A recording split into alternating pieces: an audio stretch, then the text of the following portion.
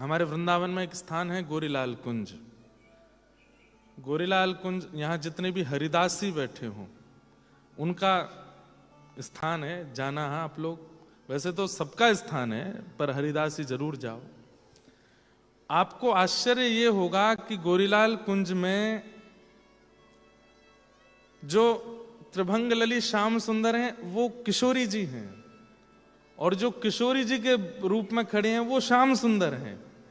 इसलिए उस स्थान का नाम क्या है? गोरीलाल। जबकि लाल तो सांवले हैं, लाल तो कृष्ण है, लाल तो कारे हैं, तो फिर लाल गोरे कैसे हो गए? तो वहां भेष बदला हुआ है। किशोरी जी ठाकुर जी के रूप में हैं और ठाकुर जी श्री जी के रूप में, इसलिए उस स्थान का नाम है गोरीलाल कुंज।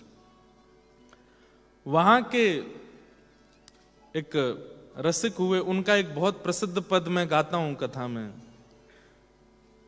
भाग्य बड़ो वृंदावन पायो, भाग्य बड़ो वृंदावन पायो। हमारे व्रज में जब किसी के प्राण चले जाते हैं, अब तो नहीं गाते लोग, लेकिन गाना चाहिए। इस पद को गाते हैं जब उनका अंतिम संस्कार हो रहा होता है। व्रज में प्राण गए हैं। व्रज 4 प्रकार से मुक्ति देता है। पहला, जन्म व्रज में हो जाए, मृत्यु कहीं भी हो, मुक्ति निश्चित है। दूसरा, जन्म कहीं भी हो, अंतिम श्वास व्रज में निकले, मुक्ति निश्चित है। मुक्ति मतलब निज वृंदावन, निकुंज वृंदावन की प्राप्ति निश्चित है। निज वृंदावन कैसा है? कई बार मैंने बताया है। प्रकट वृंदावन जो हम देखते हैं, और अप्रकट निज वृंदावन कैसा है?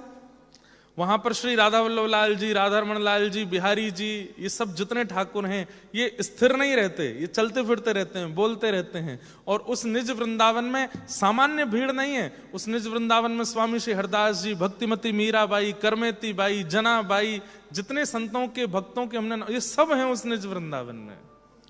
कहीं सूरदास जी बैठे हैं, कहीं कुम्मन दास बैठे हैं। ये सब व्रज को भजने वाले जाते कहां हैं? ये वैकुंठ नहीं जाते, श्री गोलोक धाम जाते हैं ऐसा कहते हैं, पर हमारे व्रज के कई साहित्यों के अनुसार ये निज वृंदावन में चले जाते हैं और वहां केवल प्रिया प्रियतम को लाड़ लड़ाते हैं। ऐसा वृंदावन।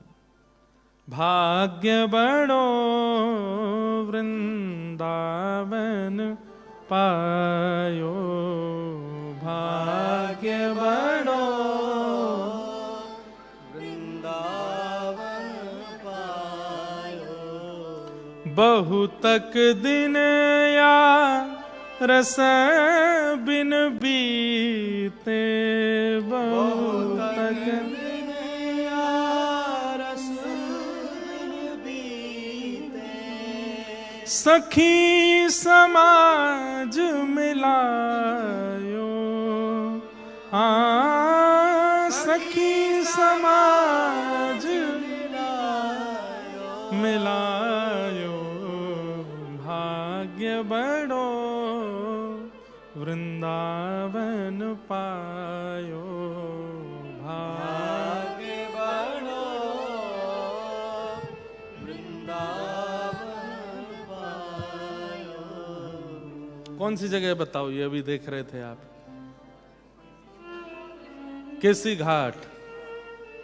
यहां पर केसी नाम के राक्षस का वध किया था ठाकुर जी ने। कैसे किया था पता है? मधुमंगल लाला ते बोलो, लाला तू जब कोई गरीते निकरे तो सबरी गोपी तेरी बलैया क्यों ले में, सबरे संत तू को प्रणाम क्यों करें? ठाकुर जी बोले, मैं जय जय हूं, या हमारे करें। वो लाला मुंह को तो ऐसो लगे तेरे वस्त्रन में और तेरे मोर मुकुट में कछु जादू है, तू एक दना मुंह को पहना दे इन्हें, मैं पहन के डोरूंगा तो सब मेरी बलैया लेंगे। ठाकुर जी बोले, दारी के भूल के वो मेरे कपड़ा ने मत पहन लियो कभी। ब्रजभाषा समझ रहे हैं ना? मधुमंगल बोलो, जो मना कर रहा है अब तो मैं जबरदस्ती पहनूंगा।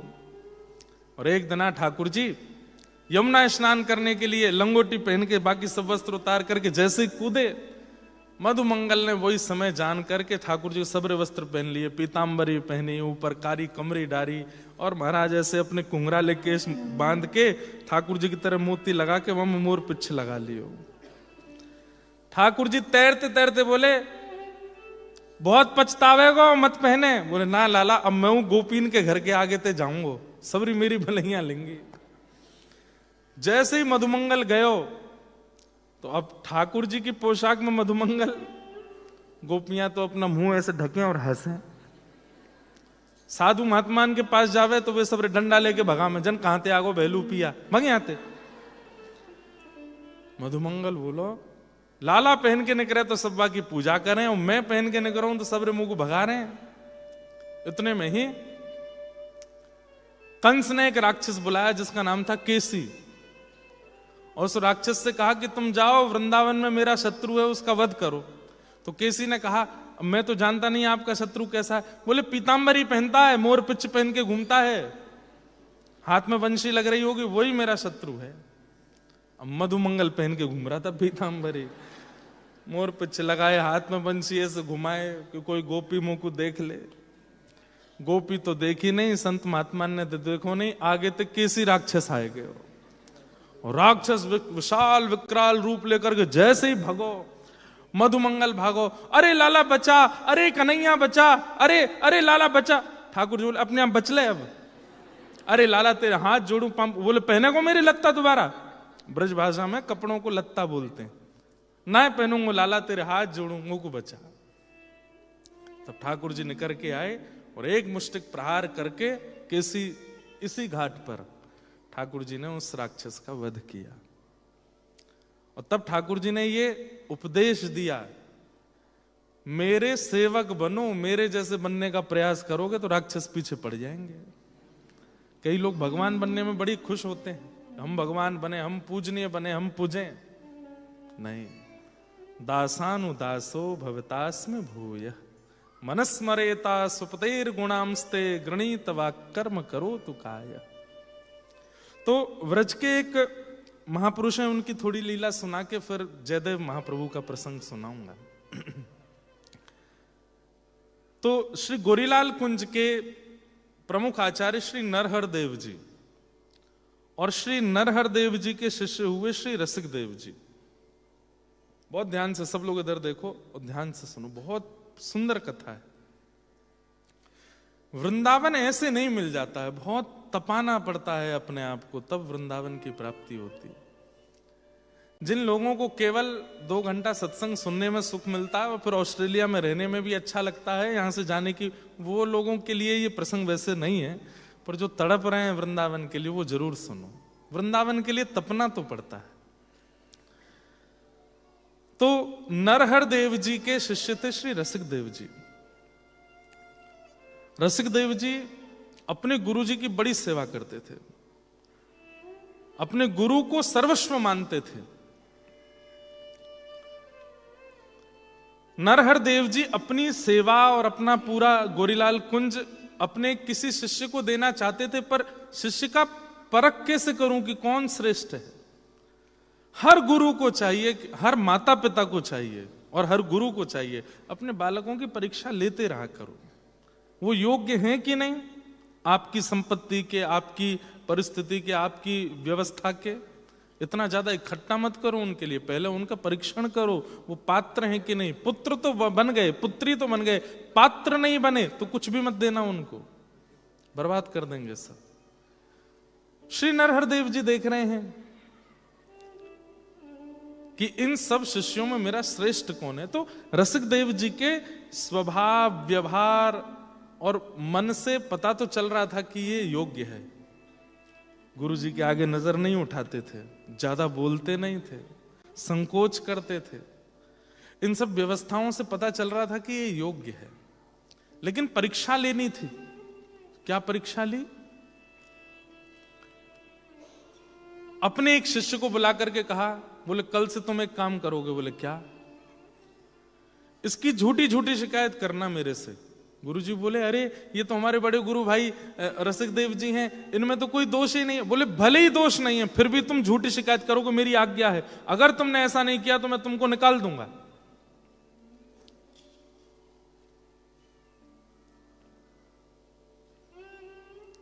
अगले दिन उस गुरु भाई ने गुरु जी के पास, गुरु जी आप रसिकदेव जी को समझा दीजिए। बोले क्यों, क्या किया?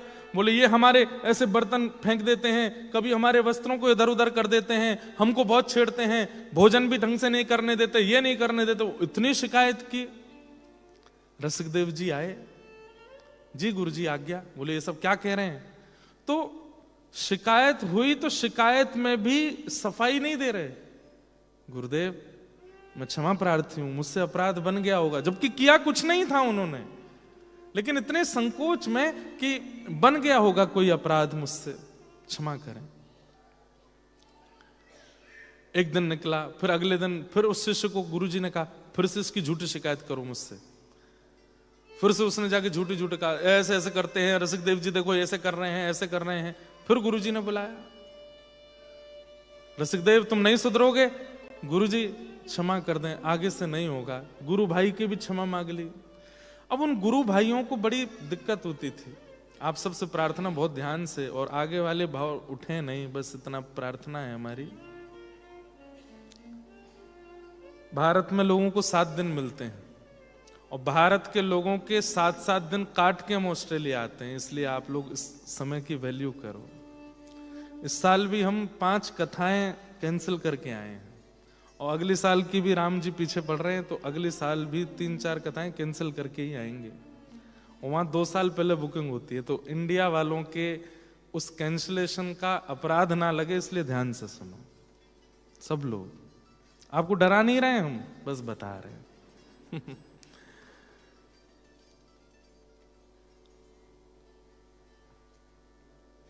क्योंकि ऐसे प्रसंग मेरे को फिर याद आते नहीं बार बार। रसिकदेव जी पर तीसरी बार झूठा इल्जाम लगाया सब गुरु भाइयों ने।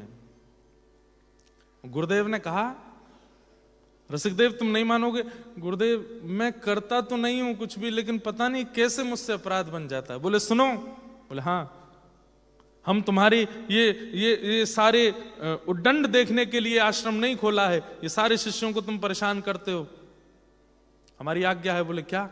हम दंड देते हैं, आश्रम छोड़ के चले जाओ। तो जो शिष्य शिकायत कर रहा था वो रोने लगा गुरुदेव के चरणों में, और धीमे से बोला, गुरुजी ये तो मैंने आपके कहने पर शिकायत की है, इन्होंने कुछ किया थोड़ी था, गुरु भाई को इतना बड़ा दंड मत दीजिए, तो तू शांत हो जा, मेरी आज्ञा है, आश्रम छोड़ के चले जाओ। रसिकदेव जी बोले, गुरुदेव मेरे नेत्रों को आपको देख के सुख मिलता है, आपकी वाणी सुन के मेरे कानों को सुख मिलता है, आपके प्रसाद के बाद उच्छिष्ट बचना मेरा पाना, उससे मेरा पेट भरता है, मैं कहां जाऊंगा, अनाथ हूं नाथ, आपके अलावा कोई नहीं है मेरा। अच्छा, अपने गुरुदेव से झुरे लड़ाता है, निकल जा बाहर। रसिकदेव जी, सब गुरु भाई रो रहे हैं, और श्री रसिकदेव जी छोड़ करके चले गए आश्रम। पूरे आश्रम में गुरु शिष्यों में शोक का माहौल हो गया कि उन्होंने तो कुछ किया ही नहीं था, गुरुजी की आज्ञा से हम शिकायत करते थे और गुरुजी ने ऐसा दंड दिया। रसिकदेव जी बेचारे यमुना तट पर रहते हैं, रोते रहते हैं कि पता नहीं क्या अपराध बन गया। हे यमुना जी, हे रजरानी, हे श्री वृंदावन, मेरे गुरुदेव बहुत नाराज हैं मुझसे, आप कृपा कीजिए ना कि मैं उनके योग्य बन जाऊं। वे योग्य हैं पर फिर भी रोते हैं। बाकी के जो गुरु भाई थे वो कभी कभी छुपके से मिलने जाते थे, पूछते थे, गुरुदेव का क्रोध शांत हुआ? नहीं, आज भी आपका नाम कोई बोल दे तो लाल हो जाता है उनका चेहरा। तब अपने एक गुरु भाई से बोले, मुझे गुरुदेव के बिना रहा नहीं जाता, जब मैं आश्रम में रहता था तो मेरे पास सेवा थी, मैं रोज उनके वस्त्र धोता था, कुछ करके ऐसा बन सकती है योजना कि वो वस्त्र रोज यहां आ जाए करें, मैं धो दिया करूं, उनको ना पता चले कि मैंने धोए। तो एक शिष्य बोला, मैं कुछ करता हूं गुरु भाई। तो गुरुजी सुबह सुबह नरहर देव जी जब स्नान करते तो जिस बालक के पास वस्त्र धोने की सेवा थी वो वस्त्र लेके जाता और अगले दिन देने हैं गुरुजी को, सीधा जमुना जी, और गुरु भाई रसिकदेव जी को देता। रसिकदेव जी उन वस्त्रों को पहले प्रणाम करते, वंदन करते, माथे से लगाते, फिर उनको धो के सुखा करके उन पर इत्र लगा के व्यवस्थित करके बहुत सुंदर सजा के शाम को अपने गुरु भाई को दे देते। अगले दिन वो गुरु जी को मिलते तो गुरु जी वस्त्र देख के बोलते, वाह बहुत बढ़िया सेवा करते हो तुम, ऐसी सुगंधी वस्त्रों में से आ रही है, इत्र लगा के इतना बढ़िया सब कुछ कलप वलप लगा के। 1 दिन 2 दिन 10 दिन 12 दिन 15 दिन गुरुदेव के चित्त में सात्विक भाव प्रकट होने लगे। गुरुदेव समझ गए कि इनमें से किसी में इतनी सामर्थ्य नहीं है कि मेरे वस्त्रों को स्पर्श करे और मुझ में सात्विक भाव आवे। कहीं ऐसा तो नहीं है रसिक देव मेरी सेवा करता हो।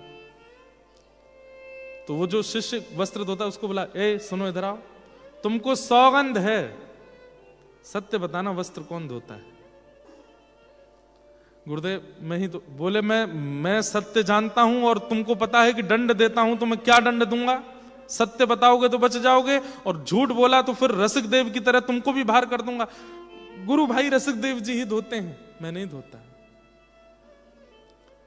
गुरुदेव ने कहा, उसको वस्त्र देने की हिम्मत कैसे हुई? जब मैंने आश्रम से निकाल दिया तो तुम उसको वस्त्र क्यों देते हो?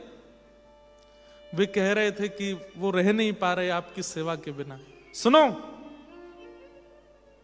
उसको जाकर के कह दो गुरुदेव की आज्ञा है वृंदावन छोड़ के चला जाए। शिष्य रोने लगे, गुरुदेव आप इतने निष्ठुर क्यों हो रहे हैं? उन्होंने तो कुछ किया ही नहीं है। बोले मेरी आज्ञा मानो, बस उसको कह दो वृंदावन छोड़ के चला जाए। आज वही शिष्य जब आया तो रसिक देव जी बोले, गुरु भाई वस्त्र दो ना, मैं प्रणाम कर लूं गुरुदेव को। रसिक देव जी, आज गुरुदेव को सत्य पता चल गया कि आप वस्त्र धोते हैं और उन्होंने वस्त्र देने से मना किया और आपको एक और दंड दे दिया। बोले क्या? गुरुदेव ने कहा है कि वृंदावन छोड़ दो। अब तो रसिक देव जी पछाड़ खा के गिरे। बोले मैं गुरुदेव के बिना ही मेरे प्राण सूख रहे थे, एक वृंदावन ही तो था, ये यमुना जी रजरानी वृंदावन की सघन कुंज ही तो थी जिनको देख के मैं जी रहा था। गुरुदेव ने कह दिया इसको भी छोड़ दो। गुरु आज्ञा मान करके वृंदावन से चले गए और मथुरा में रहने लगे। रसिक देव जी का व्यवहार, स्वभाव और उनकी पदरचनाएं इतनी सुंदर थी कि अनेक वैष्णव उनका दर्शन करने जाते थे। अब जाते थे तो कोई दक्षिणा चढ़ाता, कोई कुछ देता। रसिक देव जी को इतनी व्याकुलता होती अपने गुरुदेव की याद में, तो उन्होंने क्या किया, जो लोग चढ़ावा चढ़ाते थे चरणों में वो सब इकट्ठा करते थे और एक सेठ को बोलते थे कि तुम गोरीलाल कुंज जाते हो, ये सारा चढ़ावा मेरे गुरुदेव को दे दिया करो, अपना बता के मेरा नहीं बताना, नहीं तो वो नाराज होंगे। अब वो सेठ जी हर महीने जाते और खूब बड़ी सेवा गोरीलाल कुंज में करते थे। तो गुरुदेव जी बोले, नरदेव जी भाई बहुत अच्छा है, तुम तो आजकल बड़ी सेवा कर रहे हो। बोले गुरुदेव सब आपकी कृपा है। 1 महीना 2 महीना 3 महीना 6 महीने हो गए तो गुरुदेव एक दिन बोले फिर से सात्विक भाव आ रहे हैं। सात्विक भाव समझते हैं? किसी में दोष ना देखना, आलस्य ना होना, ठाकुर जी की सेवा में प्रमाद ना होना, जितनी निद्रा की आवश्यकता, जितनी भोजन की आवश्यकता, जितनी बोलने की आवश्यकता उतना ही सब करना, बहुत व्यवस्थित रहना और प्रसन्न रहना, ये सात्विक भाव है। और जहां देखें वहां ठाकुर जी का अनुभव होना, हर परिस्थिति को सकारात्मक रूप से स्वीकार करना, कहीं भी नेगेटिविटी नहीं, इसको सात्विक भाव कहते हैं। नित्य प्रसाद पाने वाला, वैष्णव संग करने वाला, उसके अंदर ये भाव आने लगते हैं। गुरुजी बोले, ए सेठ इधर आओ। मैंने बहुत सेठ देखे, 1 महीना 2 महीना 3 महीना सब सेवा करते हैं, 4थे महीने से सब सेवा में कटौती होने लगती है। 6 महीने हो गए तेरी सेवा बढ़ती जा रही है, सत्य बताइए सेवा कौन कर रहा है? सेठ जी बोले, गुरुदेव नाराज मत होना, आपके शिष्य श्री रसिक देव जी है ना, वही सेवा मेरे हाथ भिजवाते हैं। बोले उस दुष्ट को शर्म नहीं आती? मैंने आश्रम से निकाल दिया तब भी नहीं माना, वृंदावन से निकाल दिया तब भी नहीं माना, अब मथुरा से भी कहीं ना कहीं से दृष्टि डाले बैठा आश्रम पर। उसको मेरी आज्ञा दे दो, मैं दंड देता हूं, व्रत 84 कोस छोड़ के चला जाए। सारे शिष्य रो रहे हैं। गुरुदेव को कह रहे हैं, गुरुदेव ऐसा कुछ नहीं किया उन्होंने जो आप इतना दंड दे रहे हो। बोले तुम लोग बोलोगे तो तुमको भी भगा दूंगा। आज वो सेठ जी गए तो रसिक देव जी, गुरुजी प्रसन्न थे, बोले मुझे क्षमा करें, उन्हें पता चल गया आपकी सेवा का और उन्होंने आज्ञा दी है कि आप व्रज छोड़ के चले जाओ। कैसे जाएं? जिस व्रज से प्राण बचते हैं, जिस वृंदावन में प्राण बचते हैं, जिन गुरुदेव में प्राण, सब तो छिन गया मेरा। ऐसा मैंने क्या कर दिया कि जो मुझे व्रज से बाहर भगाया जा रहा है? कई लोग ये प्रश्न करते हैं, महाराज जी हमने कुछ किया था जो हमको ऑस्ट्रेलिया आना पड़ा। कई लोग ऐसा पूछते हैं। ये कोई अपराध तो नहीं था? उस समय तो हम बड़े एक्साइटमेंट में थे कि चलो विदेश जाएंगे, वहीं रहेंगे, बहुत अच्छा करेंगे, पर कहीं ये किसी अपराध के कारण तो नहीं था। अपराध तो नहीं है, पर हो सकता है कि जैसे रसिक देव जी की परीक्षा ऐसी परीक्षा हो। कई लोगों को सौभाग्य लगता है, पर कई लोगों को बड़ा प्रमाद लगता है कि हम क्यों रहते हैं यहां पे। अपनी गुरु की आज्ञा मान के रोते रोते रोते व्रज को प्रणाम करके रसिक देव जी चले गए। बुंदेलखंड मध्य प्रदेश के निवासी थे, बुंदेलखंड चले गए। और जब से व्रत छोड़ा, अन्न छोड़ दिया, केवल फल पाकर के रहते हैं। किसी ने कहा कि प्राण चले जाएं, बोले प्राण नहीं जाने दूंगा। बोले क्यों? बाहर आके प्राण नहीं, प्राण तो व्रज में ही जाएंगे, उसके लिए फल पाके रह लूंगा ताकि जीवित रहूं उस घड़ी के लिए कि मेरे प्राण जाएं तो व्रज में, गुरुदेव के चरणों में। बिना किसी अपराध के इतना बड़ा दंड मिला, व्रत छोड़ के उनको जाना पड़ा। 2-3 साल निकल गए बंधु। रसिक देव जी लोगों को भेजते हैं, मेरे गुरुदेव को देख के आओ, ठीक है, प्रसन्न है, मेरा नाम मत बोलना, उनको क्रोध आ जाएगा। 2-3 साल बाद नरहर देव जी यात्रा पर निकले। जैसे गुरुजन जाते हैं, ऐसे नरहर देव जी यात्रा पर निकले। कहां? बुंदेलखंड। पूरे बुंदेलखंड में महाराज सेवा के लिए सब लोग तत्पर हो गए। घरों से निकल के लोग आए, इतने बड़े संत वृंदावन से आए हैं। इनको रसिक देव जी को पता चला कि मेरे गुरुदेव आए हैं, तो बस कुटिया में बैठे बैठे रो रहे हैं और सबसे कह रहे हैं बताना मत कि मैं यहां हूं। मेरा नाम सुनते ही गुरुदेव का चेहरा सुकुड़ जाएगा। बुंदेलखंड में आके गुरुदेव ने अपना स्थान जमाया। यहाँ नरहर देव जी बस कभी झरोके से देख जाते हैं, कभी पेड़ के ऊपर बैठ के अपने गुरुदेव को देख जाते हैं। जहां से वो निकल के गए वहां की रज को माथे से लगाते हैं। विश्वास और श्रद्धा देखो आप। यहां पर एक कोई गलती कर दें तो विश्वास सबसे पहले टूटता है। सबसे पहले उस व्यक्ति में दोष दिखने लगते हैं, अवगुण दिखने लगते हैं, उसी के बारे में ही उल्टा सीधा भाव मन में आने लगता है। ऐसे वृंदावन नहीं मिलता।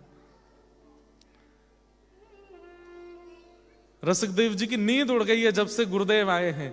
बस दिन रात चिंतन करते रहते हैं। अब स्थिति ये हो गई है कि वो नेत्र बंद करते हैं और उनको भीतर ही भीतर गुरुदेव का अनुभव होता है कि गुरुदेव क्या खा रहे हैं, क्या पी रहे हैं, कैसे सो रहे हैं। तो अपने एक शिष्य को बोलते हैं, सुनो गुरुदेव जिस गद्दे पर सोए हैं ना, उसमें बहुत चुभ रहा है उनको, तुम जाकर के उसमें थोड़ी रुई और भरवा के आओ। बोले आपको कैसे पता? बोले बस पता है, तुम जाओ। दौड़ के वो जाते और उनको तो नहीं पता था कि रसिक देव जी के यहां से आए। तो गुरुदेव आपका गद्दा ठीक है जिसमें आप शयन कर रहे हैं? हाँ है तो ठीक, पर इसमें कुछ चुभता है भीतर। तो सब आश्चर्यचकित हो जाते, उनको कैसे पता चल जाता है? ऐसी गुरु निष्ठा।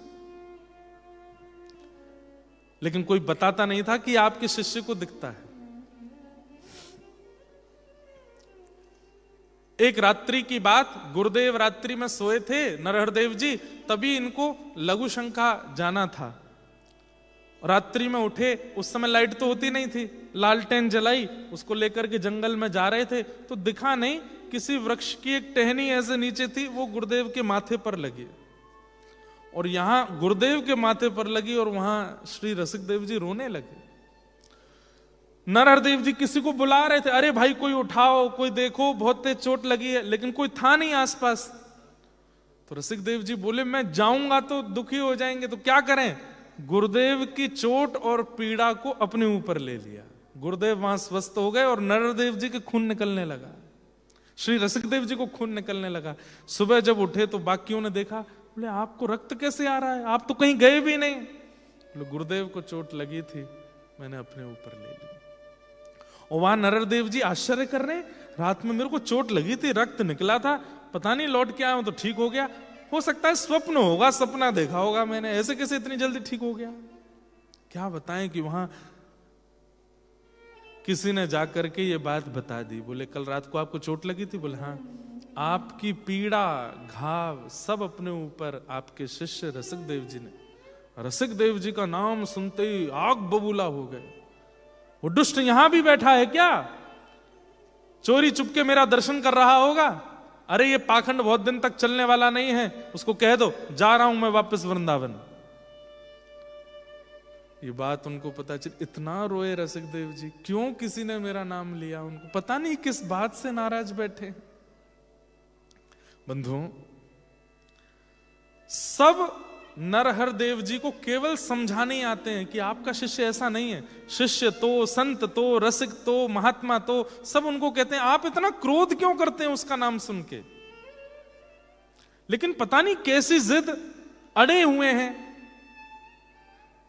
आज जब ये लौट करके वृंदावन आए और वृंदावन में आके जैसे ही गोरीलाल जी की सेवा में गए, पर्दा लगाया तो क्या देखा कि दोनों प्रिया प्रियतम नेत्रों से अश्रु बहा रहे हैं, दोनों ठाकुर के नेत्र सजल है। उन्होंने तुरंत चंद पकड़े, जय जय क्या हुआ? अरे मैं बुंदेलखंड से सेवा करके आया, आप इतना रो क्यों रहे? तो ठाकुर जी प्रकट होके, श्री जी प्रकट होके बोली, नरहर देव जी, रसिक देव का कोई अपराध नहीं है, आप उस पर इतने नाराज क्यों हैं? वो पूर्ण रूपेण आपके योग्य है, हमारी सेवा के योग्य है, हम दोनों के योग्य है, और आप उस पर दिन प्रतिदिन इतना क्रोध, इतना रोष, वृंदावन से निकाल दिया, आश्रम से निकाल दिया, व्रज से निकाल दिया, बुंदेलखंड में देखा तो वहां से भी आ गए। वो आपका अधिकारी शिष्य है, आप उसको इतना रोष क्यों कर रहे हैं? ये सुनते ही नरहर देव जी नृत्य करने लगे। बोले मुझसे सब ने कहा, पर मैं प्रतीक्षा कर रहा था कि आप बोलोगे तो उसको बुलाऊंगा। मैं जानता हूं वो अधिकारी है, मैं उसकी परीक्षा ले रहा था, और उसकी परीक्षा नहीं, मैं सबसे एक प्रकार से सुनना चाहता था। मैं दिखाता था कि मुझे क्रोध आता उसका नाम सुन के, पर मन ही मन में खुश हो रहा था। पर मेरे मन में एक ही बात आ रही थी, इन संत ने कहा, उन संत ने कहा, उसकी बड़ाई उन्होंने की, सब शिष्यों ने की, पर जब तक मेरे गोरीलाल बिहारी नहीं करेंगे तब तक मैं नहीं बुलाऊंगा। ये जिद मेरी केवल आपसे बुलवाने की थी। अब आपने कह दिया कि वो मेरा अधिकारी है, अब मैं उसको। तब फिर बाहर निकल के गुरुदेव ने कहा, अरे कोई दौड़ के जाओ, हो गया रोष खत्म, हो गया मेरी परीक्षा पूर्ण, अब बुला करके लाओ रसिकदेव को। वृंदावन से महाराज भागे हैं सारे शिष्यगण, और जाकर के बुंदेलखंड पहुंचे, रसिकदेव जी को उठा लिया। बोले कि अब विरह पूर्ण हो गया, समाप्त हो गया, हृदय से लगा लिया। बोले क्या हुआ? बोले गुरुदेव ने बुलाया है आपको। आहा, रोते पड़ते गिरते हुए श्री रसिकदेव जी वृंदावन आए। और वृंदावन में बंधु आज तक सुना होगा कि आचार्य का स्वागत शिष्यों ने किया, पर अपने शिष्य का स्वागत आज आचार्य कर रहे हैं। दौड़ करके हृदय से लगा लिया, गुरुदेव मेरा अपराध। बोले कोई अपराध नहीं था, पर मैं चाहता था, मैंने स्वीकार किया। मेरे स्वीकार किए गए शिष्य को जब तक ये दोनों स्वीकार नहीं करेंगे तब तक मैं परीक्षा लूंगा। अब इन्होंने स्वीकार कर लिया है। और तब नरहर देव जी ने अपने शिष्य रसिक देव जी को श्री गोरीलाल जी की सेवा प्रदान की। आज के गुरु जी इतनी परीक्षा ले लें तो शिष्य कोर्ट में भेज देगा गुरु जी को, लेकिन इतनी परीक्षा के बाद तब वृंदावन प्राप्त हुआ।